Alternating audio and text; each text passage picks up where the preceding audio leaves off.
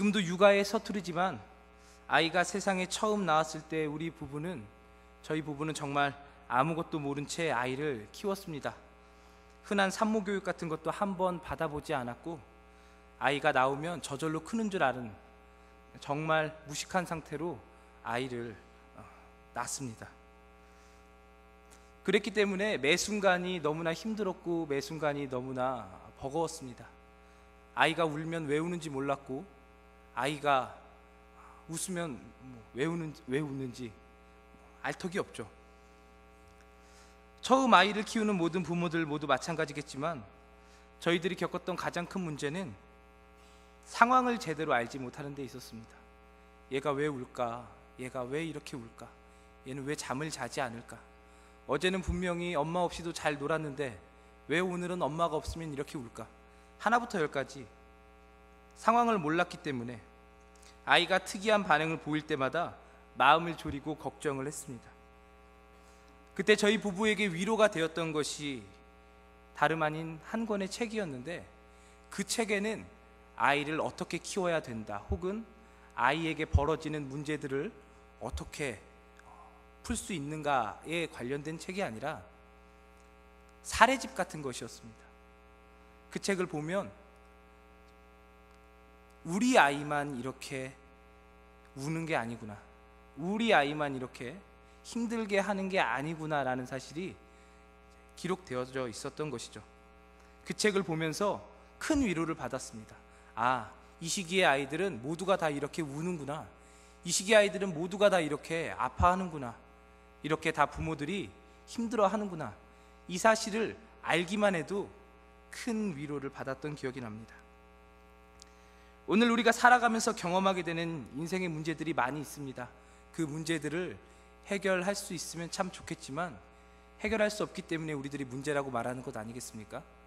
그럴 때 우리들이 겪고 있는 이 문제를 누군가가 알아주고 이해해 줄 수 있다면 우리가 얼마나 큰 힘을 얻고 위로를 받을 수 있겠습니까?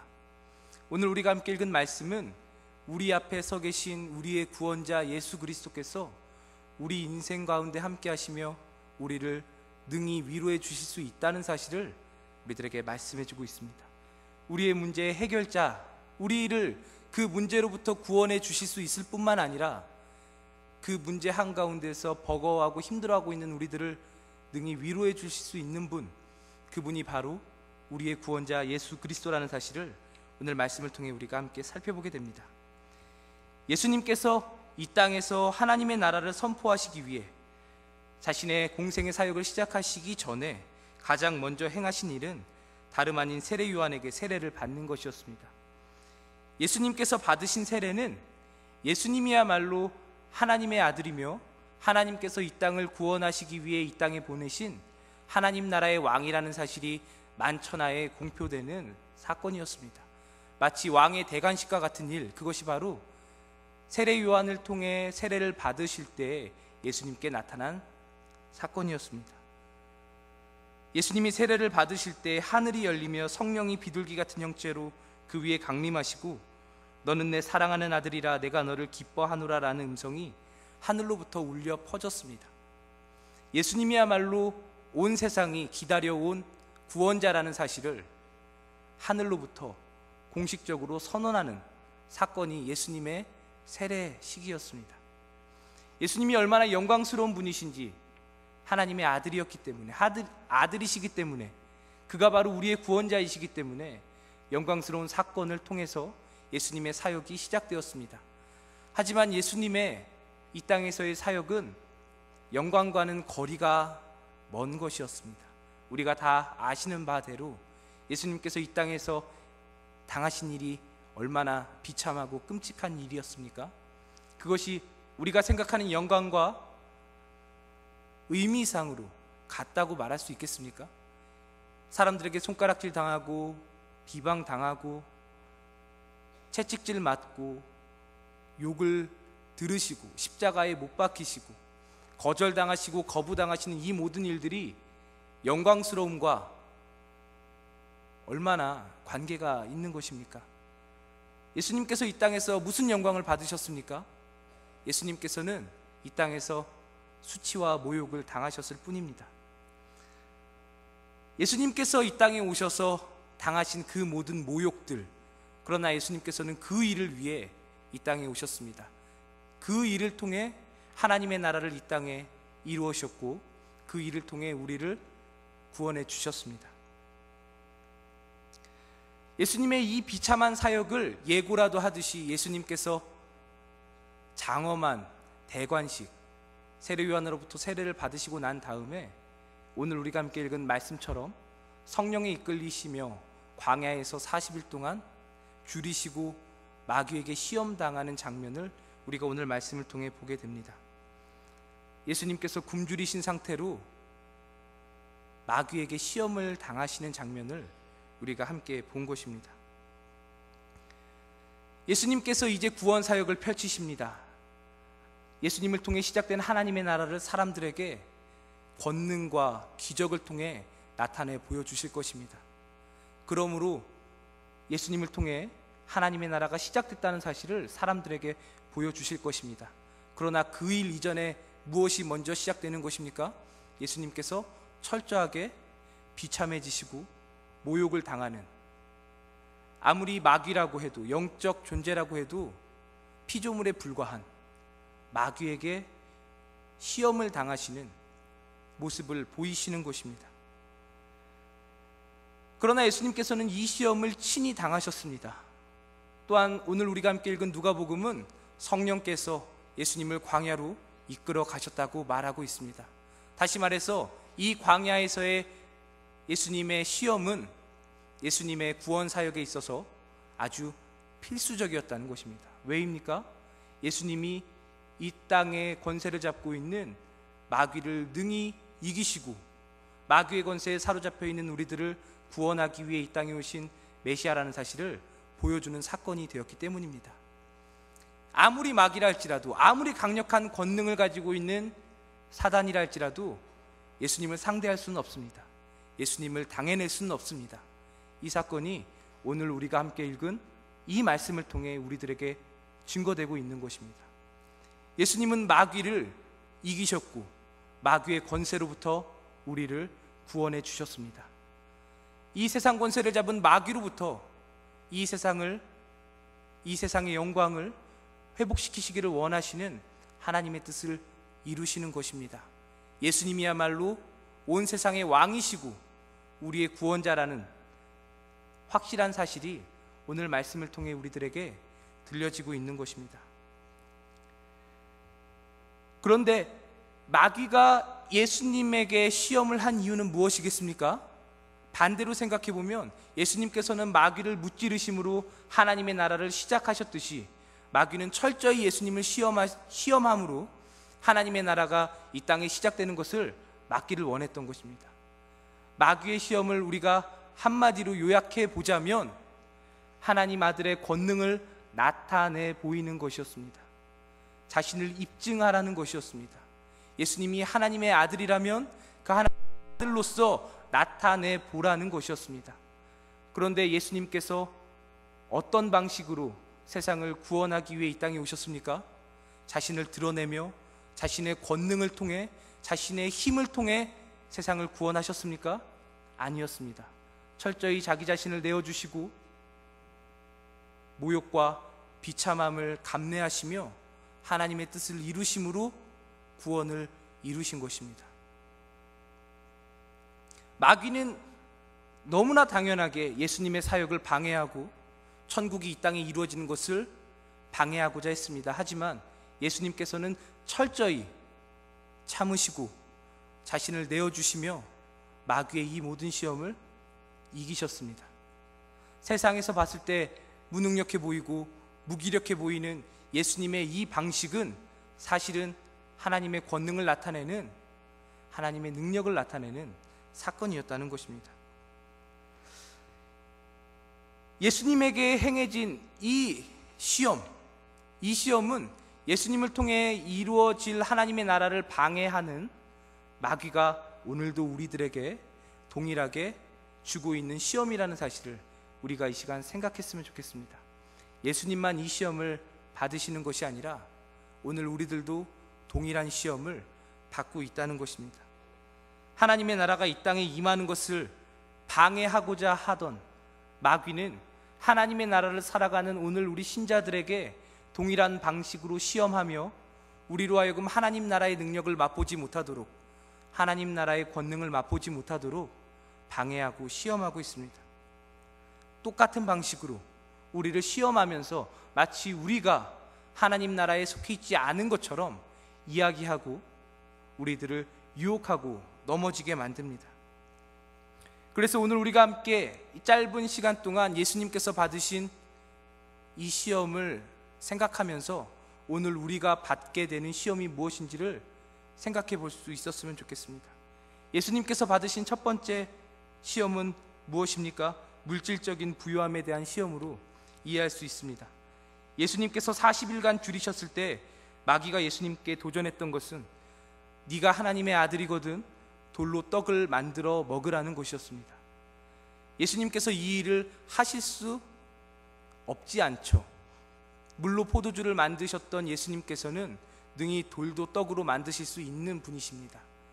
하지만 마귀의 유혹은 단순히 돌로 떡을 만들어서 허기를 모면하라는 것이 아니었습니다. 마귀의 유혹이 무엇입니까? 지금 나의 이 물질적인 필요를 위해 하나님의 뜻을 저버리라는 것에 있는 것입니다. 우리의 생존을 위해서라면 얼마든지 하나님의 뜻도 버릴 수 있다고 생각하게 만드는 물질주의와 실용주의가 오늘 마귀가 예수님께 돌로 떡을 만들어 보라고 유혹했던 것과 다를 바 없는 시험이라는 것입니다. 단순히 예수님의 권능을 나타내므로 예수님이 하나님의 아들이라는 것을 증명하라고 말하는 게 아니라 그렇게 증명함으로 하나님께서 예수님을 통해 이루시기를 원하셨던 우리의 구원 사역을 방해하고, 예수님이 돌로 떡을 만드실 수 있었겠지만, 그렇게 예수님이 하나님의 아들, 하나님이라는 사실이 드러날 수는 있었겠지만, 그렇게 된다면 그 옛날부터 예언되어졌던 하나님의 구원 사역은 이루어질 수 없을 것이기 때문에 마귀는 철저하게 예수님을 그와 같이 시험했던 것입니다. 오늘 우리도 마찬가지입니다. 우리들의 1차적인 필요, 먹고 마심에 대한 시험이 오늘 우리들에게 동일하게 주어지고 있습니다. 예수님께서도 그래서 그와 같이 말씀하시죠. 무엇을 먹을까? 무엇을 입을까? 걱정하지 말라고 말입니다. 우리들도 그와 같이 생각합니다. 일을 해야 하기 때문에 예수님을 믿기가, 교회에 나가기가 힘들다고 말입니다. 오늘 내가 근무해야 하기 때문에, 오늘 내가 나의 생업을 위해 예수를 믿는 것이 버겁다고 말합니다. 그러나 이보다 더 위험한 것은 예수님을 믿는 믿음마저도 나의 물질적인 필요를 채우기 위한 만몬주의 사상에 있습니다. 예수님보다 무엇이 더 중요합니까? 나의 물질적인 필요를 채우는 것이 더 중요한 것입니다. 내가 부자가 되기 위해, 내가 이루고 싶은 꿈을 이루기 위해 예수님을 믿는 것이죠. 교회에 나오는 것이고요. 예수님께서는 물질적인 필요를 충족시키는 것보다 하나님의 뜻을 이루는 것이 더 중요하다고 한결같이 말씀하십니다. 그래서 마귀에게도 다음과 같이 말씀하시죠. 사람이 떡으로만 살 것이 아니라 하나님의 말씀으로 살 것이라고 말입니다. 무엇이 더 본질적입니까? 우리는 먹어야 산다고 말하고 마셔야 산다고 말하지만, 우리를 살게 하는 것은 우리 입으로 들어가는 것이 아니라 우리를 살게 하시는 하나님이라는 사실을 이 시간 우리 모두 잊지 않기를 원합니다. 마귀가 예수님께 도전한 두 번째 시험은 권력에 대한 유혹입니다. 마귀는 이 땅을 다스릴 권세가 자신에게 있기 때문에 자신에게 절하면 모든 권위와 영광을 주겠다고 유혹합니다. 권력에 대한 유혹은 어쩌면 물질의 유혹보다 더 심각할 수 있습니다. 오늘 이 나라를 어지럽게 만드는 이 모든 일들, 그 중심에 이와 같은 유혹과 시험이 있는 것 아니겠습니까? 누구라도 다 누구보다 위에 올라가고 싶은 마음이 왜 없겠습니까? 마귀는 자기에게 절하면 이 모든 권위와 영광을 주겠다고 예수님께 도전하고 있습니다. 하지만 마귀는 거짓말을 하고 있습니다. 마귀가 잠시 세상의 권세를 잡고 있을지라도 참된 권위는 오직 하나님께로부터만 나온다는 사실을 마귀는 모르지 않습니다. 하지만 그 권세가 마치 자신의 것인 양 예수님께 말하고 있고 오늘 우리들에게 말하고 있습니다. 예수님을 믿는 것보다, 예수님을 따르는 것보다 세상의 풍조를 따르고 마귀의 가르침을 따를 때 우리가 누구보다 높은 곳에 있을 수 있다고 우리들을 꿰고 있습니다. 하나님께로부터만 모든 권세와 영광이 나오는 줄 믿습니다. 세상의 지배자, 지도자들, 위정자, 권세자들에게서 권위가 나오는 것이 아니라 지금도 이 땅을 다스리시는 하나님에게만 모든 영광과 권위가 있는 줄 믿습니다. 그렇기 때문에 예수님께서는 신명기 6장 13절 말씀을 인용하시면서 우리가 섬길 진정한 권위는 오직 하나님께만 있음을 말씀하십니다.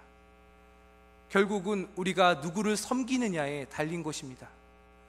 하나님을 섬길 것인가, 세상을 섬길 것인가. 세상을 섬길 때 얻게 될 콩고물을 바랄 것인가, 아니면 하나님을 통해 허락되는 영광과 권세를 우리가 누리기를 원하는가. 문제가 여기에 있는 것입니다. 마귀는 끊임없이 우리로 하여금 권력에 대한 욕심을 부추길 것입니다. 우리 스스로를 세상의 가장 높은 자리에 오르도록 유혹할 것입니다. 가정에서, 직장에서, 친구들 사이에서, 내가 있는 모든 자리에서 가장 높은 곳에 오를 수 있다고 우리들에게 말할 것입니다.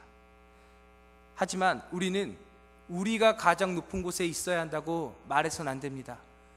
우리는 언제나 가장 높은 권세이신 하나님께 복종하는 자들이어야 하는 것입니다. 우리는 하나님을 섬기는 자들이어야 합니다. 우리는 하나님만을 섬기는 자들이어야 합니다. 내가 하나님이 될 수 있다고 말하는 세상의 가르침으로부터 하나님만이 높임을 받으셔야 한다는 성경의 가르침에 눈을 돌릴 수 있는 우리들 되기를 원합니다. 마귀가 예수님께 도전한 세 번째 시험은 하나님과의 관계에 대한 시험이었습니다. 사단은 예수님께 내가 만약 하나님의 아들이어든 성전 꼭대기에서 뛰어내려 보라고 유혹합니다. 네가 하나님의 아들이라면 천사들이 너를 지켜줄 것 아니냐고 도전합니다. 시편 말씀을 이용하여서, 하나님의 말씀을 이용하여서 예수님을 도전합니다. 네가 정말 하나님의 아들이라면 하나님께서 너를 지켜줄 것 아니냐. 이 말은 결국 하나님과의 관계를 시험하는 것이고 하나님을 시험하는 것이었습니다.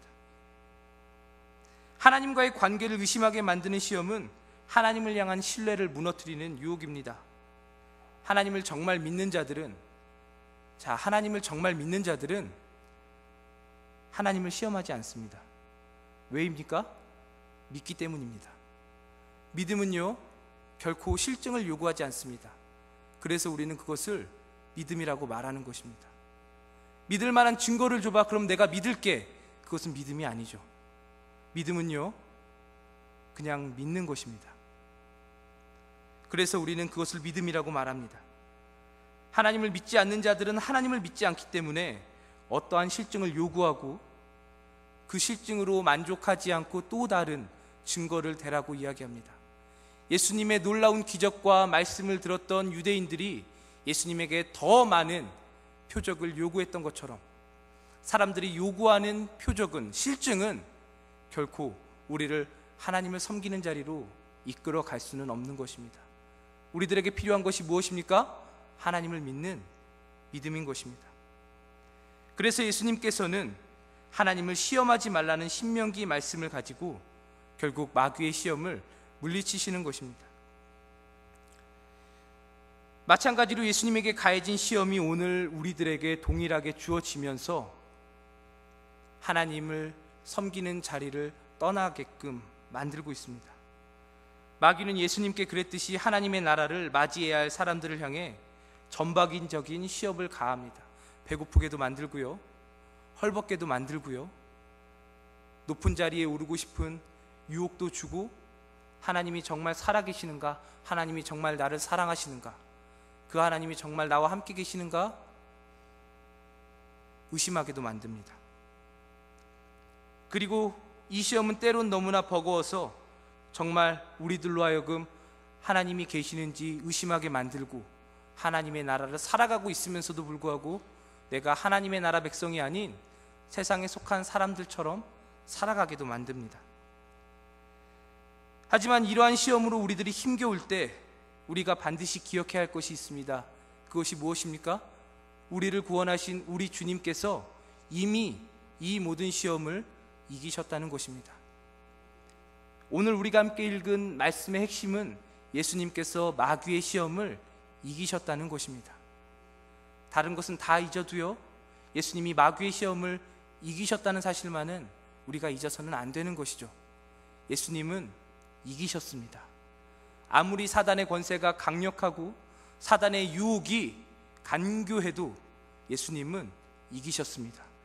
그리고 그 예수님께서 오늘 우리의 구주가 되어주셔서 우리를 지키시고 보호하고 계시는 것입니다. 그렇기 때문에 우리가 아무리 큰 시험을 당하고 아무리 큰 유혹 앞에 있다 할지라도 결코 질 수 없는 것이죠. 왜요? 우리 주님께서, 마귀와 맞서 승리하신 주님께서 내 앞에 계시기 때문입니다. 그 예수님을 믿는 자리에서 우리가 오늘 서 있을 수만 있다면 우리는 결코 패배할 수 없는 자들인 것입니다. 우리의 승리는 이미 확보된 사실이라는 것을 성경이 우리들에게 말씀하고 있는 것입니다. 지면 어떡하지? 넘어지면 어떡하지? 그와 같은 걱정은 예수님을 믿는 사람에게 더 이상 효과가 없는 것입니다. 오늘 우리들에게 요구되는 것이 무엇입니까? 이 마귀에게 능히 승리를 거두신 예수님을 믿는 믿음인 것입니다. 그리고 그 예수님께서 오늘 우리 인생 한가운데에서 우리가 겪는 그 모든 시험을 이미 겪으셨기 때문에 우리를 위로하실 수 있다는 사실을 우리가 이 시간 깨닫기를 원합니다.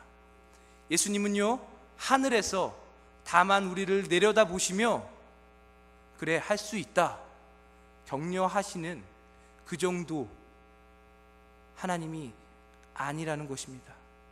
세상을 창조하셔서 우리와는 질적으로 다르신 그분이 지금 우리 인생 가운데 함께 하시며 우리의 어려움을 아시고 우리의 어려움 가운데서 우리를 지키시고 위로하시며 이끌어가고 계신다고 성경은 말씀하고 있는 것입니다. 누구보다 우리를 잘 아시는 분이 우리 예수님이십니다. 다른 사람은 몰라도 예수님은 나를 잘 아십니다. 내가 말하지 않아도 내가 겪고 있는 아픔이 무엇인지 알고 계시고, 내가 하나님께 하나하나 고백하지 못한다 할지라도 내 흐르는 눈물 가운데 내가 지금 겪고 있는 아픔의 중심을 우리 주님께서는 누구보다 잘 알고 계십니다. 그 예수님께서 우리를 그렇기 때문에 능히 위로해 주실 수 있는 것입니다. 그래서 히브리서는 예수님을 다음과 같이 우리들에게 소개합니다. 우리에게 있는 대제사장은 우리의 연약함을 체휼하지 아니하는 자가 아니요 모든 일에 우리와 한결같이 시험을 받은 자로 돼 죄는 없으시니라. 예수님은 이미 우리의 모든 것을 아시고 계시고 우리가 겪어야 할, 겪게 될 그 모든 시험을 겪으셨으며 그 시험을 이기심으로 우리를 이끌어갈 충분한 자격을 가지고 계신 분이라는 사실을 이 시간 우리가 잊지 않기를 원합니다. 너무나 힘들고 고통스러운 시간들을 보내시는 성도님들 계실 수 있습니다. 갑자기 찾아온 인생의 세파가 나로 하여금 더 이상 앞으로 나아가지 못하게 만들 만큼 크고 겁나는 것일 수도 있습니다.